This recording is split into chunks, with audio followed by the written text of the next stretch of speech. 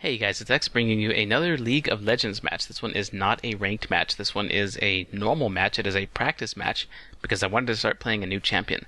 And that champion is Darius. As you can see, I am playing as Darius in the top lane there on the bottom row for the purple team on the far right, accompanied by Kog'Maw and Soraka going in the bottom lane. Vi will be in our jungle, and Lux is going to be in the mid lane versus the top row, the blue team, Nidalee in the mid lane, Dr. Mundo in the jungle, Taric and Graves will be in their bottom lane, and Heimerdinger is going to round out their top lane and will be versus me in the top lane.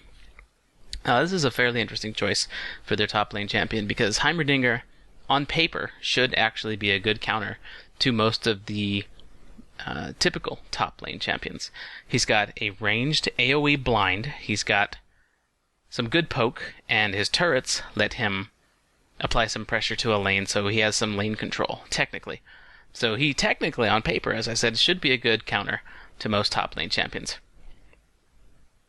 But a lot of top lane champions are also very durable, so Heimerdinger could have some problems. Now, this is not a live commentary. This one is a post commentary because I find it difficult to do live commentary of a champion that I haven't had a whole lot of time to get some experience with, and I do not have a whole lot of experience with Darius as of the recording of this match. There I say good luck, have fun, and my starting items actually may be a little bit strange to some people. Welcome to Summoner's Rift. As you can see, I'm starting with 7 health potions, 2 mana potions, and 2 sight wards. This is just something that I saw was a good idea in a guide that I read on, I believe it was Solo Mid. I don't remember what site I read it on, actually. I don't know if it was Solo Mid or Mobifier or where I saw it, actually. But it actually is a good start. I mean, it's better, in my opinion, than a Doran's Blade or even Boots and Pots. Or the only thing that I think might come close to these 3 starting items, or to this starting setup, the only thing that I think might come close to this starting setup would possibly be Cloth Armor and 5 health potions, depending on the champion that you're going up against. In this case, I'm not going up against an attack damage champion. I'm going up against an ability power champion, Heimerdinger. So, yeah, Cloth and 5 would do me no good. So, this is the starting item set that I decided to go with. And as you can see, I'm here in our top jungle because my team is hanging out in the bottom part of our jungle, going to protect Vi at the blue buff. Minions have spawned. And here, whenever I see that minions have spawned, I move into our top jungle here to make sure that their jungle, Dr. Mundo, who could possibly start at the red buff, is not actually going to start at our red buff. So I check the rates first to make sure he's not there taking them. And then I sweep around into the red bush area to make sure he's not hiding there for a gank or to wait for our red buff or anything along those lines. And once I'm sure that our top lane is fairly well secure and they're not invading or doing anything along those lines, I move into the top lane, where Heimerdinger is also meeting me. Now, what I like to do when I first start out in a match is I like to test the waters. So you can see I used my Q ability there. Darius's Q ability is actually fairly interesting. It's a spin attack. He spins his axe around and does a lot of damage to the targets that it hits. But here's the thing about it. It's a fairly interesting ability because it does less damage to targets that are closer to you. Targets that are hit by the blade of the axe take more damage, so you want to try and get your opponent at the edge of that radius whenever you swing your axe around that way, because that's how you'll deal the most damage to them.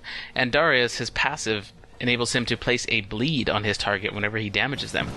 And the bleed effect actually does magic damage. It does magic damage that scales based off of your attack damage, which is actually pretty interesting. That's one of the things that makes Darius such a threatening champion. You can see that I'm using my Q to try to farm the lane. Heimerdinger has pushed the lane up and is applying some pressure here, trying to get it so that my tower takes last hits away from me. Vi is approaching, and she has pinged Heimerdinger to let me know that it's time to attack him. I wait for her to get into a good position, and then I start to move in. I'm trying to get in position to pull Heimerdinger in, but I don't actually have my pull, so that's not going to do me any good. I picked up my W as my second ability. Heimerdinger rushes out. I snag him with an ignite, which is probably a bad move at this point. I should not have done that because it's just a waste of an ignite. It applies pressure to him, and he loses some health for it, but it doesn't really make too good use of my ignite this early on. Now, Vi hides in that top bush. If you look at the minimap, Vi is actually hiding, like she's actually gone away. I have picked up my E in the meantime and pull Heimerdinger in close when Heimerdinger re-approaches. So we dealt enough damage to him in that first engagement to where we can get him this low. Now he's desperately looking for a way to escape. But he runs into our turret. That's probably the worst direction that he could have gone, because he runs right into our turret, giving me first blood. And in another lane, the enemy has picked up a kill right after that. So if Heimerdinger had actually stalled for a little bit, even if he did die, he would have at least not given us first blood. In any case, with Heimerdinger gone, I've got free reign over my lane here, so I'm trying to get some last hits in. I haven't fully gotten the hang of Darius's swing times yet. Like I said, I'm practicing him. He is a new champion to me, but I have played him enough to actually warrant the purchase of that skin. That's the Lord Darius skin. I guess he's Lord of some place in Noxus or something like that. I have no idea. I don't know what his lore actually is, because he's Vi in the mid lane going for a gank on Dr. Mundo, but he's got some Nidalee support, and Lux isn't able to use any of her abilities to finish off Mundo. She probably used them to get him that low in the first place. And then in the mid lane, Nidalee picks up a kill on Lux. Vi is running away from the two of them now, headed towards the turret, while here I am in the top lane in the meantime, putting some pressure on Heimerdinger. I've placed my ward in the river, and I've placed it at a point where I can see the opponent coming right after they have just passed up the Baron area, and I've also placed it at a point where it can also see if somebody is approaching from the tri-bush area. So that's a good spot for my ward. I like having the ward right there. The reason I buy these two wards, well, the logic behind buying these two wards at the start is that Darius doesn't have any escape abilities, any really good escape abilities whatsoever. Flash is pretty much the only escape ability he has, and that's not even an ability of his own. It's a summoner spell. So, lacking any good escape abilities, you really need to have some sort of vision to make sure you don't get ganked. Ganks are kind of Darius's worst enemy. And so that's a good thing to know whenever you're going up against a Darius. And I've noticed in that most previous engagement, I dealt a lot of damage to Heimerdinger with a single combo. Darius is a very combo-based champion. He relies a lot on his combos. You want to try... Okay, here's what you really want to do with Darius. You want to engage. And usually, when you do engage, you're going to hit them with your Q and try and get them at the edge of it. And hopefully hit them with your auto attack, and then immediately follow with your W, because your W resets your auto attack. He's kind of a technical champion. People think that he's really easy to play as because his ultimate is really, really powerful, and we'll start seeing some of the power of his ultimate once I reach level 6 and once the match progresses a little bit further. Darius does have a very powerful ultimate. I think I've used the word power and powerful in describing his ultimate a number of times, and that's because, well, quite frankly, it is quite a powerful ultimate, and people see that and think that Darius is a pretty much a one-button champion, but really he's not. To get the most out of Darius, you need to make sure you use your combos properly. See that right there, what I just did against that turret? You might want to go back and rewatch that, because that was an ideal combo right there. Auto attack, W immediately after the auto attack, Q, and then get another auto attack in. That is a good way to get a lot of burst off on the enemy, and each one of those abilities actually applies a bleed to the target, and the bleed effect stacks up to 5 times. So it's dealing more damage. It's a little bit deceptive because it's dealing more damage than just the hits themselves are dealing, because the bleed continues to deal damage even after you're no longer being hit by Darius.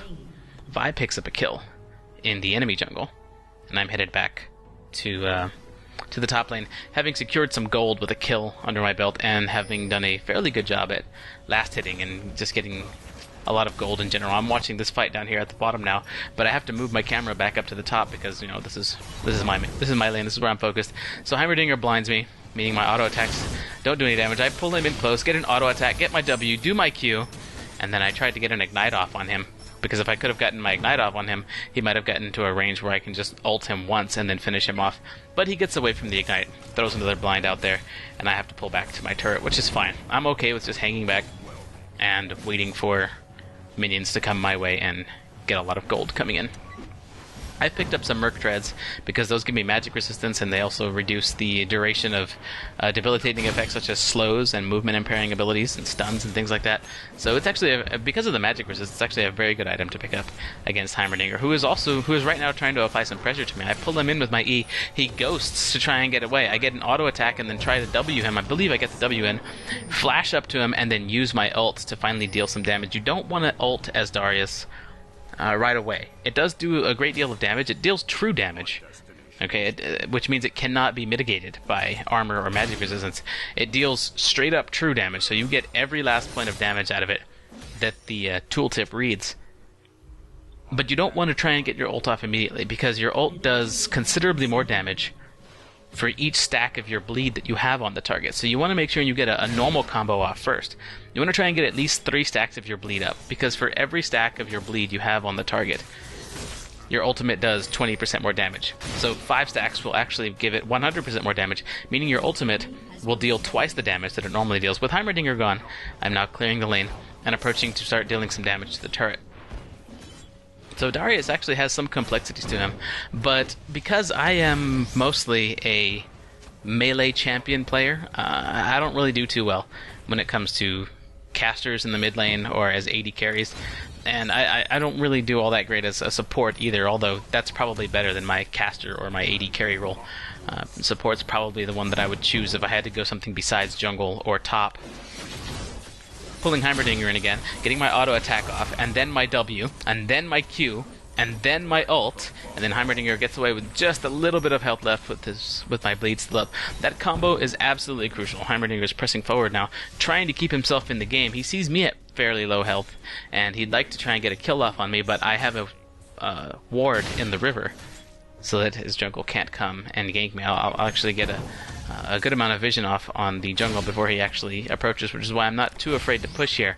But I am fairly low on health in any case. Now I see Dr. Mundo coming in because I have that ward there, and I'm able to push back. Now you're going to see Dr. Mundo, if you look in the minimap, even right there on screen, he's actually checking both bushes, puts his little flaming aura on, thinking that he can catch me in that bush, but thanks to my ward, I'm already way gone. I've dealt my damage, I've pushed the turret, I've got the last hits, I've pressured Heimerdinger a great deal.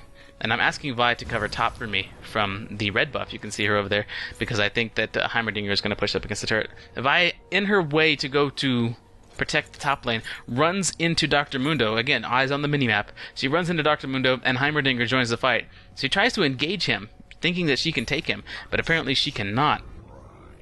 And now she's on the run.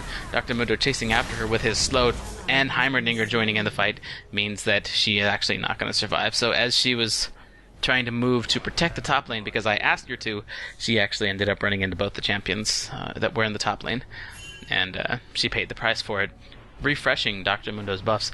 So all in all, a negative engagement for us, so I do apologize for that, although that technically wasn't my fault. She shouldn't have engaged that. She should have had better map awareness and known not to continue pressing in that lane. As I approach Heimerdinger, he actually uses his ult and makes his turret into an ice turret to try and slow me down, because he knows a single combo from Darius at this point, especially since I've got 2 kills, a longsword, and I'm dealing a lot of damage at this point, because I do out-level him.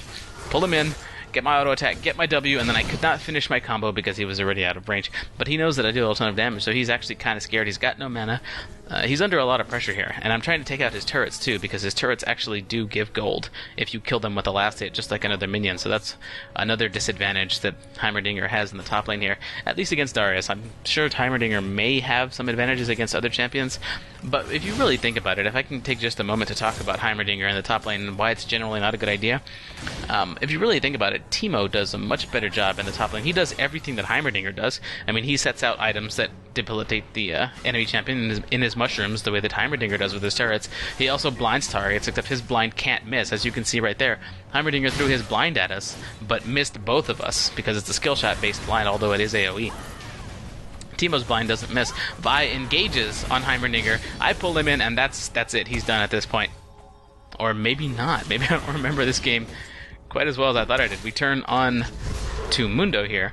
Mundo pops his ultimate to begin regenerating some health. Vi is approaching. She's going to try and get it. There we go. Lux picks off Heimerdinger as he's running, and then I pick off Mundo after having applied plenty of stacks of my bleed and then getting my ultimate off on him. So both champions, both enemy champions that were in the top lane, Mundo and Heimerdinger, are now taken out of play temporarily, and then I begin moving toward the top lane. Sitting on a score of 3, 0, and 1. I'd like to continue the thought that I had just a moment ago that I had begun before that engage. And that is that Teemo does everything that Heimerdinger does in the top lane, but he does it better.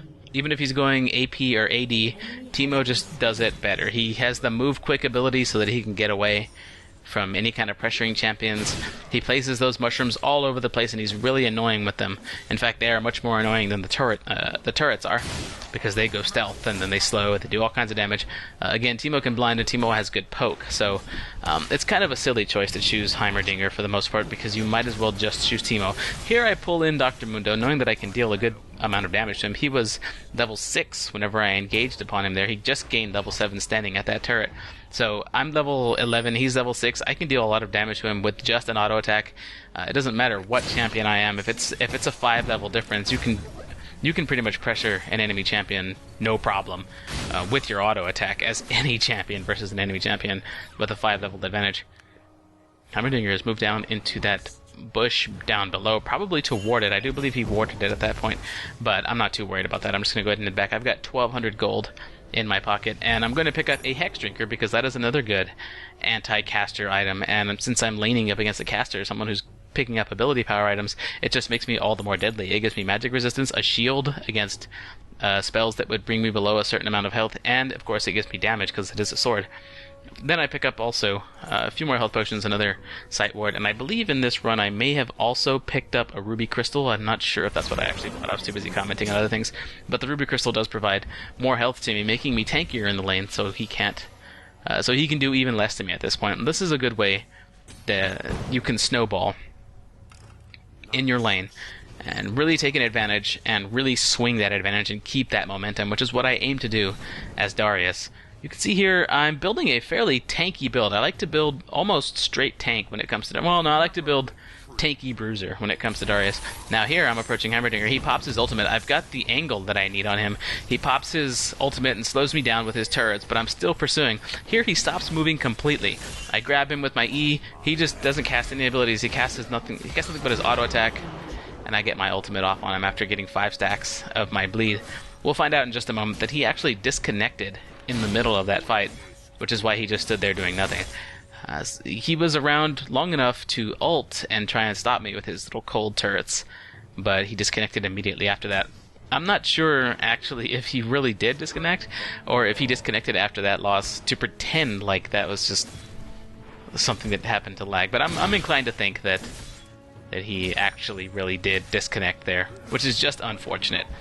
But it's not like he was ahead anyway. So here I take this advantage. I didn't know at this point if he really did disconnect. I had it in my head that he might have, but I took the advantage to take the turret anyway, thinking that he might have, because I had no confirmation that he actually did disconnect. Until now. Now we see that Heimerdinger does finally reconnect to the game, and he's already far enough behind. He really didn't need a disconnect like that. But hey, sometimes that's how the game goes. I personally do not feel... Okay, I have a weird, not really a weird, but I have a different idea, a different stance that I take whenever it comes to disconnects and winning because of them. Dr. Mundo approaching their blue buff. I'm trying to take it here, and I see Lux pinging the bush nearby, and I'm sure she wants me to go help, and it's going to take me a long time to actually kill the blue buff, so I decided to abandon the blue buff at this point to try and help Lux out, but the enemy that she was trying to ping is now gone. We see 2 enemy champions approaching here. I pull Heimerdinger back, and Lux gets an ult off on both of them. There is my ultimate, and my ultimate again 2 times in a row to pick up Dr. Mundo and Heimerdinger. Now that's one other thing about his ultimate. If you don't know, if you're not familiar with Darius, if you get the killing blow on an enemy champion with his ultimate immediately refreshes. It has no cooldown as long as it is the killing blow. If you use your ultimate on a target and it does not kill them with that hit, then your ultimate does go on cooldown like normal. But if you don't, if you do actually get the kill with that hit, then it refreshes immediately, and you can use it over and over again as long as you've got the necessary mana. And as you can see, my mana is actually very low at this point because I did 2 ultimates. I also did some combos in that fight. Use some of my abilities. But my mana is recharging quickly because after killing Dr. Mundo, I took his blue buff. So now the blue buff is recharging my mana very quickly. And again, I am taking this advantage and I am pressing forward with it. I am now 3 levels higher than Heimerdinger. I'm also keeping my eye on the minimap to see where the enemy champions are and see what position I actually need to be in, because now that I'm this far pushed up into their lane, I can actually move around, do things like take their blue buffs and move into better positions. Here it looks like I'm trying to escape from them, but I saw my team approaching and moved toward my team to try and get another kill. There is another kill with my ultimate, slamming on poor Heimerdinger, collecting just a bit more gold. And now, with 1,600 gold in my pocket, I head back toward my turret and then be back to base so that I can buy some more items. At this point, because I'm doing so well, I figure it's time for a Giant's Belt so that I can continue to swing that momentum. Makes me even tankier, makes me more difficult to take out. Darius needs time in a fight to get his bleed stacked on an opponent. You need plenty of time to hit them at least 3 or 4 times before you use your ultimate in any fight. And the best way to buy yourself time in a team fight is to make sure you're fairly tanky. And this is with any champion, but it goes more so with Darius. If you need extra time in a team fight, then you want things like a Giant's Belt, Ruby Crystals, you need magic resistance and armor. And so these are the things that I'm going for to make sure that I actually do have the necessary time, because I'm going to be serving as my team's tank for the most part. Now, one thing you don't want to do as Darius, and one reason that I didn't immediately pop my ult on Taric there, is you don't want to force your team to fall behind. You can actually do that with Darius. Because your ultimate is practically designed to kill steal, you can end up soaking up all of the gold from kills from your team. And this does, and while this is a good thing, it's a cool thing to have a high score. There goes Lux picking up another kill. While it's a cool thing to actually have a high score as Darius, it's not cool to steal kills from your team. You want to make sure your jungle has plenty of gold. You want to make sure your AD and AP carries have plenty of gold. You want to make sure that they have had a fair chance to build themselves up as well, because this is a team-based game.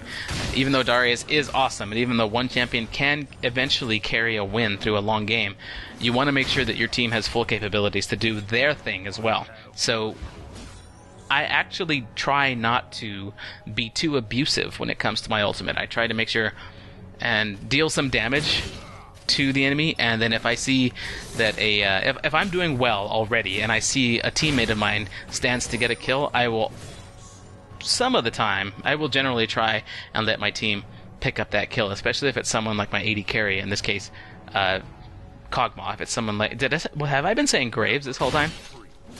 Graves is not our AD carry. I think I've been saying Graves this entire time, but whatever.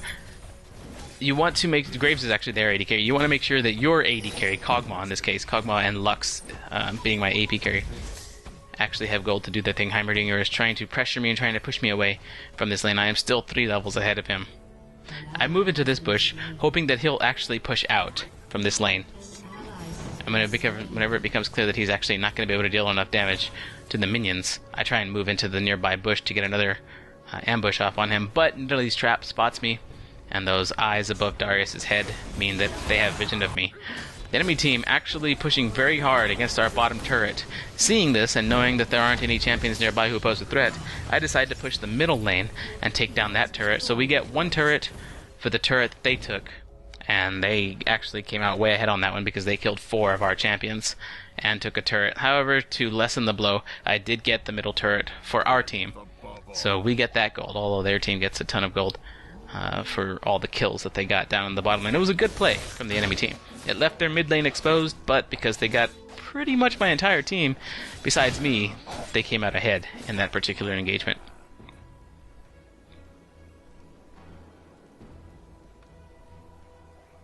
Still sitting on a score of 7-0 and 1. And when I say still, I mean 0 deaths.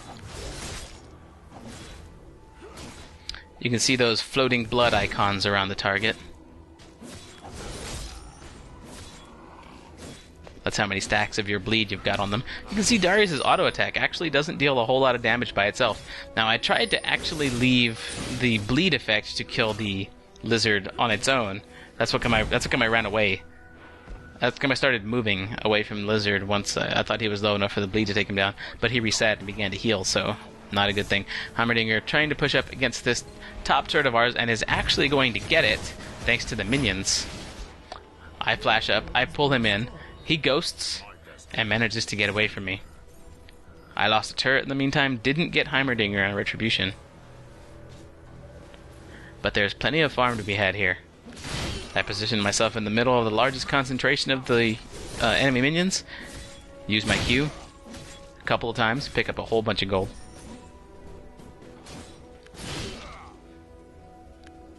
Now I'm low health, low mana, It's time to go back because I've got 2,000 gold. Fight in the bottom lane. Kog'Maw picks up a kill. Lux kiting the enemy champions very well, doing what she does, slowing them. She fires a very strange ult. That wasn't even targeted at anybody in particular. I don't think, anyway. Not anybody that I saw. And it straight up misses.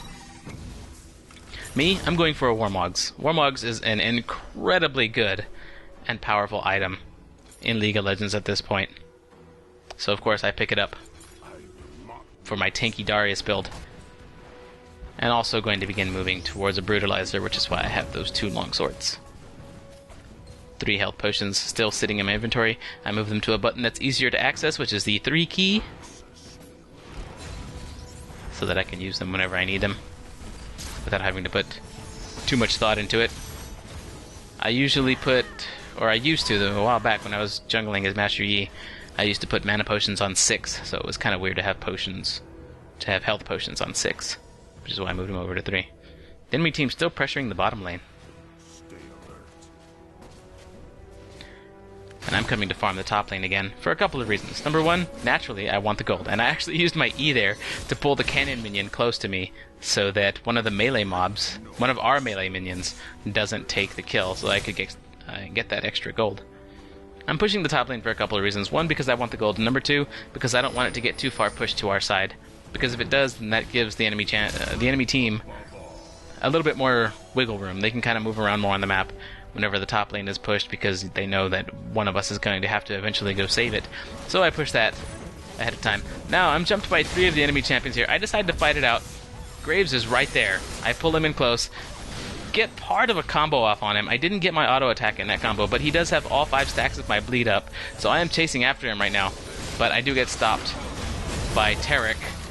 Graves turns around, unfortunately, and it gets in my sight range, so my ultimate actually takes out Graves, and that leaves Taric very widely vulnerable. Take him out with the ultimate as well, with some help from Lux and her shield, and her great damage. Now I'm sitting on a score of 9-0 and 1.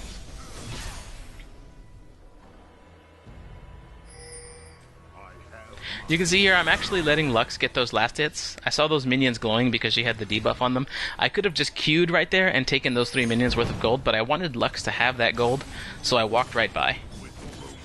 Now, this is one thing I like to do whenever I'm playing a very powerful champion. Approach the enemy as you take out their turret, and stand on the end of the turret that is closest to them. It intimidates them, it makes it so that they can't approach and stop your ranged champions, stop your ranged teammates from dealing damage to their turret. It actually creates a buffer zone is what I was trying to do. Now here, Dr. Mundo actually slows me and has his fire aura on me, and he's chasing after me, but I am between him and my team. I get my ultimate off on him, but it doesn't kill him, so you can see my ultimate is actually on cooldown now, and I'm actually very low health. The enemy is still chasing after me. Nidalee gets a killing blow on me, so now that is my first time being taken out of play in this particular match, forcing me to sit on the sidelines and watch. But my team, fortunately, does fairly well in holding off the enemy team here. And Kog'Maw down in the bottom lane, in the meantime, during all of this, has taken out the enemy's bottom turret. It's time for me to do some shopping before I join play again. The enemy does end up taking the mid turret. If Kog'Maw were there, we probably could have held that, but I don't know. I don't know if it was a good enough trade to take their bottom turret and lose our mid turret. I think they are slightly ahead for taking the mid turret because I think the mid turret is a little bit more useful. And they pick up this second mid turret. But now we've got people returning, and the enemy is all very weak. Lux picks up a kill with her ultimate. Graves has been pinged. Vi is chasing after him, trying to close the gap, trying to grab him, stun him, hold him, slow him, do something to enable my team, to enable the rest of my team to take him out. He does manage to get behind the cover of his turret, though. I take out the minions on the way to the fight, picking up that extra gold. I probably should have just moved directly into the fight here. Now that I'm watching this, stopping for those minions did not seem like a good idea. I approach every enemy. I approach in the middle of all 3 of the enemy team. Every standing enemy in that area. And I did manage to get my W on Graves. The W does extra damage, and it also slows the target.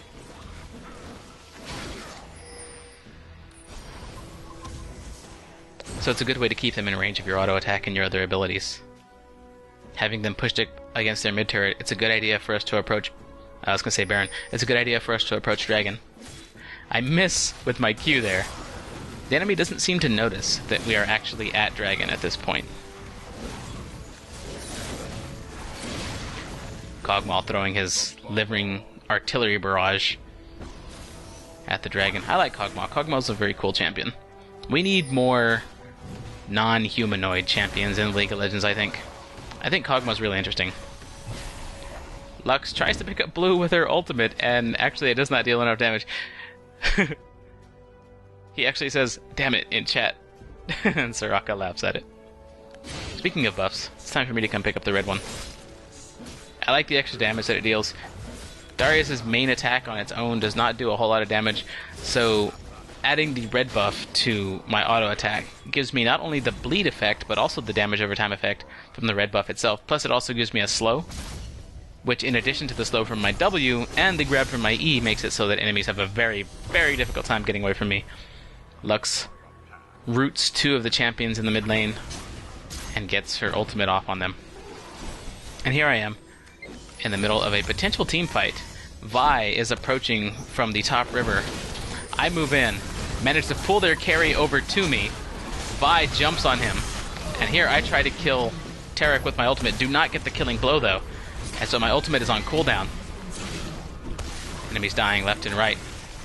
I could have pulled Dr. Mundo there. Oh! Instead, I died a turret fire. I just now noticed, while I'm sitting here commentating this game, this is post-commentary, remember, I just now noticed that my E was up, my pull, my grab was up. I could have pulled Dr. Mundo in and probably given my team time to kill him right there, but it's just something I didn't notice because it was a really hectic... it was a particularly hectic moment during that team fight. It was a running team fight is what it was. All the way down the middle lane. Vi approaching the top lane to come farm it up. I'm now sitting on a score of 10, 2, and 3 with 187 minions. 187 creep score is what that is, CS. That's how many minions and neutral mobs I have... Ooh! I have gotten the lasted on.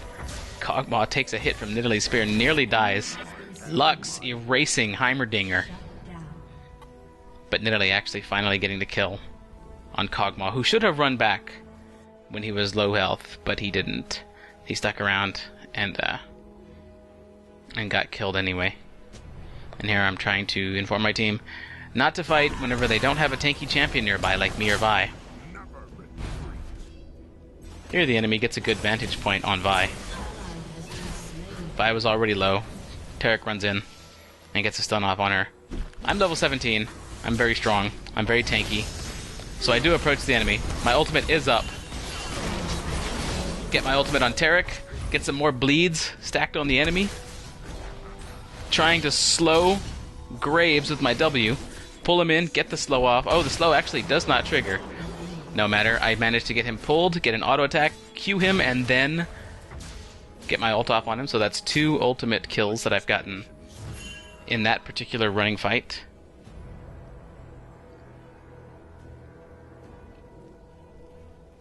My team now trying to signal me to fall back. Although at this point, with a score of 12, 2, and 3, a Black Cleaver and a Warmogs, both in my inventory, I think I'm able to handle at least 3 of them at a time, even by myself. So with support from any of our champions, with any of our teammates, I could do well. With Kog'Maw's damage on my side, with Lux's shields, with Soraka's heals, there's a lot that I could do. The enemy approaching now to try and get Soraka. I sit and wait to ambush in this high grass, in this brush, in this bush right here, but I get spotted by Nidalee's trap. So now I'm trying to move in a direction that they can't, where they won't be able to get a spear off on me or anything like that. They know where I am. The vision is worn off. Vi jumps on Heimerdinger. I pull in. Well, I thought I pulled in Heimerdinger, but he actually flashed away. So now I am slowed. Less than half health. Vi also sitting at less than half health. Kog'Maw in a pretty vulnerable position. Or was for a short time there. I'm headed back. I hit the back ping. I hit a V ping and I said, I need to be. I said that in chat. Vi decides to jump into the middle of 5 enemy champions anyway. even though I said that I needed to go back, and I did a back ping. Vi decides to jump through the wall and engage anyway. It was pretty much a suicide. And then he says he thought it was going down. He thought we were going to start a fight there, even though I said that's what I tell him that's what a back ping means. Back ping means go into you. So I kind of criticize him a little bit there, make him think about what he did. And Ignite gets Mundo low enough so that Kog'Maw can pick him off, giving Kog'Maw some gold as well.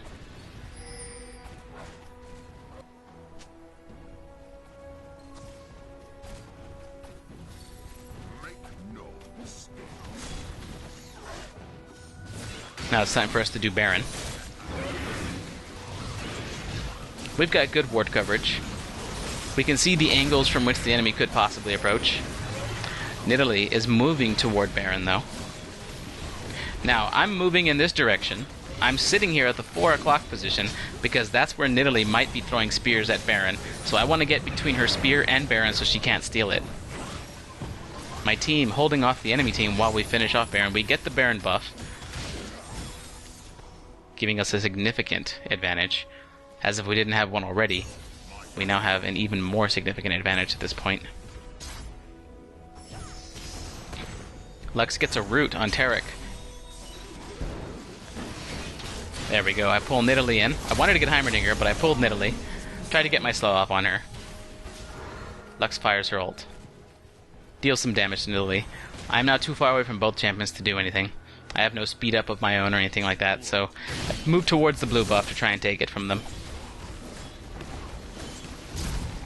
Now at that point I backed off to let Lux have the blue buff, so now she's got blue and purple, or blue and Baron, making Lux exceptionally powerful at this point. Plenty of farm up here. And Kog'Maw is joining me for some farm. He gets some last hits, and I let him have those last two, especially the big minion. I want to make sure he gets some gold for the items in his kit too, because he's the one dealing range damage. I can get up close, I can deal a lot of damage up close, and I can soak up a lot of damage for my team at this point. But once the enemy starts running, Kog'Maw is the one that we're relying on to take them down, using his ranged attacks and his living artillery as well, his ultimate. Very good for picking off enemy champions that are running. I, however, will claim the red buff for myself. I considered letting Kog'Maw have it at that point, but no, I think I make better use of it. Lux already has a blue buff because of the one that we gave her down in the enemy team, so she lets Vi have ours from our jungle. Here I finish up the Maw of Malmortius, or Maw of Malmortius. I'm not sure how to actually pronounce Malmortius, but I finish up the Maw of Malmortius, which builds from the Hex Drinker and is an excellent anti-caster item. And now I pick up another Ruby Crystal to make me even tankier. Taric trying to get away. Caught by Vi. Killed by Kog'Maw. My team applying pressure to their middle turret. I'm still a ways off, trying to get into position. I considered moving top lane to get the farm off, but at this stage in the game, my team really needs me and the advantage that I have picked up at this point in every team fight. So I take my position in the front of the battle, try not to get poked. Happily accept Lux's shield. I soak up a spear from Nidalee there, not intentionally, but I do take one. The enemy trying to poke me down, but the health regen that I've gained from my Warmogs and from the Baron buff enables me to keep doing what I do up in the front lane. Get a kill on Heimerdinger, and again try to put more pressure on the enemy. Trying to catch Graves, taking some turret damage in the meantime. Now the more turret hits I take, the less my team takes, so it's a good thing that I'm taking turret damage at this point, but I don't want it to stack up on me. So I take turret damage and then I get out. But I'm still taking turret damage. Notice how I am still the target. This is a good thing, because it allows my softer teammates to do their damage, to do their thing, unimpeded, even though they are in the presence of an enemy turret. The enemy trying desperately to hold us off.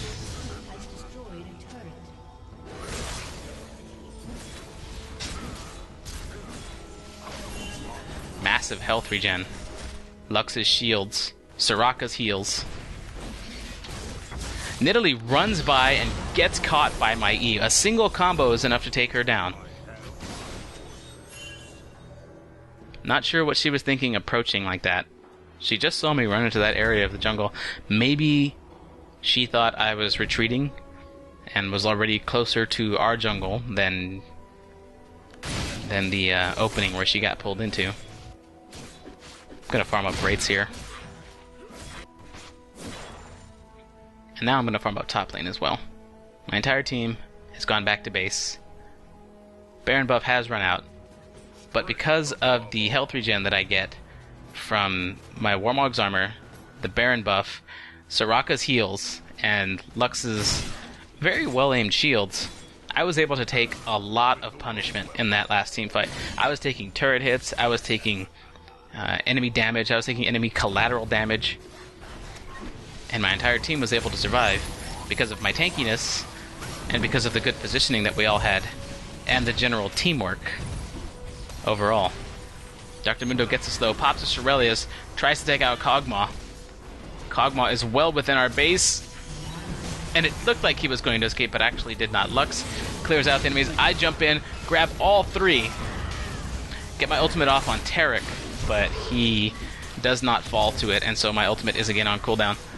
Dr. Mundo got all 5 stacks of my bleed applied to him and being chased by my entire team. Well, being chased by most of my team. Most enemies at very low health. Nidalee, the only one at max health at this point. My Maul of Malmosh is triggering. Lux picking off Taric with her long-range attack. Vi in the enemy jungle. I approach to try and save. Get my Q off. Put some pressure. Standing in the middle of the fight, knowing my team is nearby, hoping to use my tankiness to survive. But the enemy does finally take me down. 14, 3, and 4 is my current score. That's 14 kills, 3 deaths, and 4 assists. 229 CS, which is creep score, once again. And in case you're new to League of Legends, I'm getting these numbers from the top right. The first green number that you see is my team's total kills versus the enemy team's total kills. The next middle section of that bar, again, is 14, 3, and 4. What I just explained, the 229 being the CS, and of course, the very top right is the timer, how long this game has been going on. Beneath that is the frames per second that I am currently getting. And those other 4 bars, I didn't know what they were until the last League of Legends video, where everyone in the comments let me know that those last 4 bars are actually my latency. The more bars that are filled there, the more lag you're going to get. So it's good that I only have 1 bar full there. I'm spending quite a bit of time out of play at this point. It is late in the game. So I revive, with just enough gold to pick up another Giant's Belt. If you look down at the bottom middle of the screen, the green bar, you can see that I've got 4,227 hit points, 875 mana. The Giant's Belt is what's giving me, is what pushed me over the 4,000 mark. Vi jumps in, grabs Heimerdinger. Lux hits 2 or 3 of the enemy champions with her ult. I jump in, get a combo, and take Taric out with my ultimate. My ultimate refreshes because I did get a killing blow with it, and we pursue the enemy team into their jungle. Vi closing the gap on Dr. Mundo.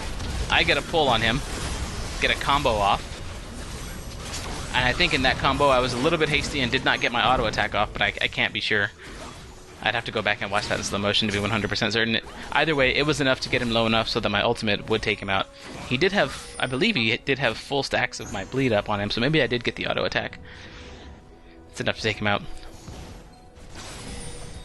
Now with the enemy debilitated and crippled, we move toward Baron to take Baron for a second time. I miss again with my Q on the approach. Like I said, it's kind of difficult to aim, especially when you're new to Darius and you're not using smart casting, because you want to hit the enemy with the blade of your axe and not the handle. You want to get them on the outer edge of that ability's radius. So I used it a little bit early and ended up missing Baron there. We take Baron, uncontested, absolutely no problem. So again, we get the massive advantages that the Baron buff offers, as well as all the gold that comes with it. Our top turret under significant threat here. Lux picks off several of the minions using her ultimate. That's fine. I don't mind that whatsoever. And I take up the rest of the gold. An ally is slain. Kog'Maw actually ends up dying. I'm headed back to base. I'll finish up my Frozen Mallet, which will give me a perma-slow. Not really a perma-slow, but it'll give me a slow on my auto-attack. Which will really help me stick close to enemies and keep dealing damage. So Kog'Maw is currently out of play for the next 30 seconds. 31 seconds. In this game, I don't mind being hyper-aggressive, because I am fed, so to speak. When a champion is fed, and actually Vi actually just disconnects. Despite the fact that this game is, this is something I want to talk about at this particular moment, despite the fact that this game is 41 kills to 19 kills, alright, despite the fact that we are this far ahead, it's still a closer match than my team would like. The enemy has pushed up to our last tier of turrets in both the middle and bottom lanes. And this is, of course, not counting the Nexus turrets, which are technically the last tier. But we're talking tier 3 turrets here. They've pushed up to our tier 3 turrets in both the bottom and middle lanes. Whereas we have only pushed up to their tier 3 turret in the middle lane. And they've still got tier 2 turrets in top and bottom. So the match is actually closer than we would like it to be. So Vi disconnecting at this point could actually make it so that we lose this game. If we don't have Vi in these team fights, it'll be very difficult to overcome the enemy team, even though they are at a significant gold disadvantage. They are doing a lot better than we would like. In any case, I was talking about the term fed earlier. Here I pick up the Home Guard enchantment for my boots, which lets me cross the entire area of our base very quickly. The term fed means that a champion has a lot of gold. It means that and it doesn't matter how they got a lot of gold, it means they've got a lot of gold. It means they are well fed. So an enemy champion, in this case Heimerdinger, in the top lane, actually fed me. It's called feeding whenever you keep dying to an enemy in your lane. Or whenever you keep dying to an enemy in general. And you keep feeding them gold, just more and more gold. And that's what it means to be fed. So I am actually very well fed. I am a fed champion at this point. Vi actually reconnects, which is perfect. That was a big relief. And he says lame because of the disconnect. So I don't mind being aggressive here. But Lux getting a great deal of damage off, along with my combo. Trying to slow Nidalee. But Taric is the one that actually comes into range for my ultimate, and he had already suffered significant damage. Getting into the middle of the enemy minions to get my Q off.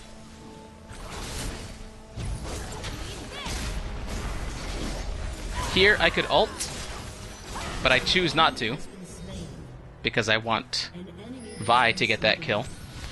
Kog'Maw picking up a kill down the bottom lane with the help of Soraka. But that's exactly what I'm talking about. Whenever I'm already doing well, I want to make sure that my team doesn't fall behind. So I want them to get some gold, so I did not ult in that situation. And there are some other situations where I've provided gold already, by way of letting teammates get CS and things like that, which is creep score. Again, that is another way to pick up gold. Dr. Mundo from the enemy team is actually in our base, trying to take out the turret. Lux is defending. We take out the first inhibitor of the game, the enemy's middle inhibitor. I would like very much to push up here by fighting Heimerdinger. I pull Taric in, get a combo. Taric uses his ult, providing significant buffs to him and any nearby allies. Vi, as a result, is taken out of play. This puts us on the retreat. Lux has successfully pushed Dr. Mundo out of the bottom lane, but Dr. Mundo did get the bottom turret. Vi, in the meantime, has disconnected again, which is probably why Vi died in the first place in their base, due to a disconnect. I'm setting up an ambush here.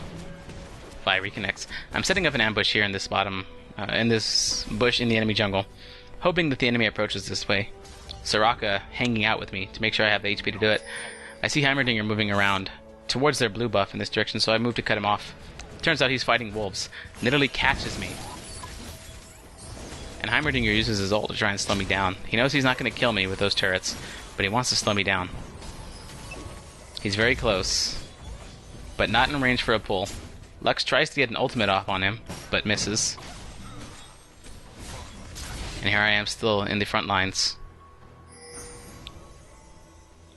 Pushing up.